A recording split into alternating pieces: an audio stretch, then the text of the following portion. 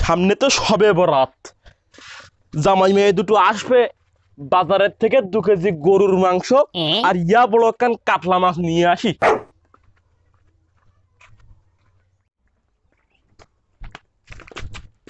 মিয়া ভাই, কোয়ানে যাচ্ছেন? বাবু, কাল তো সবে বরাত, তাই একটু বাজার করতে যাচ্ছি। মানে সবে বরাতের বাজার করতে যাচ্ছি। সবে বরাতের বাজার? চাচা, মাহফিলের বাজার শুনেছি, ঈদের বাজার শুনেছি, তা সবে বরাতের বাজার তো কোনোদিন শুনিনি। ওরে বাপু, সবে বরাতের বাজারও হয়। সবে বরাত আসবে, মনের মধ্যে যেন একটা আনন্দের ঢেউ বয়ে যাবে। জামাই মাইয়া আসবে, হাটের থেকে গরুর মাংস নিয়ে আসবো, বড় বড় মাছ নিয়ে আসবো, এক জায়গায় বসে খাওয়া দাওয়া করবো। চাচা, এইটা আপনি কিরাম কথা করছেন? সবে বরাতের আসল মানে তো এইটা না।